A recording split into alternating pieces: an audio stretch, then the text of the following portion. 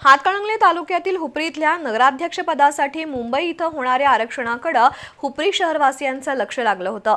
मंत्रालयात झालेले आरक्षण सोडतीत हुपरी नगर परिषदेचं नगराध्यक्षपद अनुसूचित जाती प्रवर्गासाठी जाहीर झालंय। त्यामुळे मागासवर्गीय समाजात आनंदाचं वातावरण पसरलंय। तर शहरातील अनेक दिग्गज नेते मंडळींनी मोठी मोर्चे बांधणी केलेली असताना आरक्षणामुळे नेते मंडळींमध्ये निराशा पसरली आहे। हातकणंगले तालुक्यातील हुपरी इथल्या आगामी नगरपालिकेच्या नगराध्यक्षपदासाठी इच्छुक उमेदवारांनी अक्षरशः देव पाण्यात घातले होते। नगराध्यक्षपद कोणत्या प्रवर्गासाठी खुलं होणार यावर निवडणुकीची रंगत अवलंबून होती।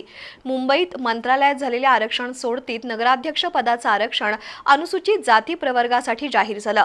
त्यामुळे मागासवर्गीय समाजाने आनंद व्यक्त केला, तर सर्वच राजकीय पक्षातील दिग्गज नेते मंडळींची चांगलीच निराशा झाली। सध्या शहरात अनेक तर्कवितर्कांना उधाण आलं अनुसूचित जातीचा उमेदवार कोण असणार याकडे शहरवासियांचं लक्ष लागून राहिलंय। भाजपमध्ये जुन्या नव्या कार्यकर्त्यांच्या चर्चा, मनसेचे दौलतराव पाटील यांनी उभं केलेलं आव्हान, शिंदे गट आणि उबाठा शिवसेना, शरद पवार आणि अजित पवार गट राष्ट्रवादी काँग्रेस यासह राष्ट्रीय काँग्रेसमध्ये सुरू असलेली मोर्चे बांधणी या साऱ्या घडामोडी शहरात सुरू आहेत। लोकनियुक्त नगराध्यक्षपद हे प्रतिष्ठेचं असल्यामुळे किमान आपल्या पक्षाचा नगराध्यक्ष असावा यासाठी पक्षांमध्ये खलबतं सुरू आहेत। त्यातून कुणाच्या गळ्यात नगराध्यक्ष पदाची माळ पडते हे पाहणं औत्सुक्याचं ठरणार आहे।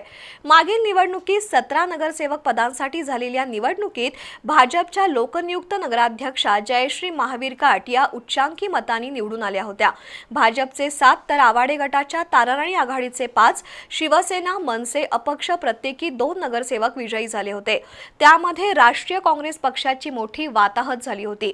दरम्यान माजी मंत्री प्रकाश आवाडे यांनी आता भाजपात प्रवेश केल्याने पक्षाला मोठी बळकटी आली आहे। दुसरीकडे महायुती विरोधात सर्वच विरोधी पक्ष एकवटणार असल्याचं चित्र आहे। नगराध्यक्ष पदासाठी अनुसूचित जातीच्या आरक्षणामुळे संभाव्य उमेदवार म्हणून ज्येष्ठ नेते मंगलराव माळगे, दीनदयाळ सूतगिरणीचे संचालक बाळासाहेब खैरे, जिल्हा परिषदेचे माजी समाज कल्याण सभापती किरण कांबळे, आनंदराव कांबळे, धर्मवीर कांबळे, अनिल धोंगडे, सुनील धोंगडे यांच्यासह अनेक जण निवडणूक रिंगणात उतरण्याचे संकेत आहेत।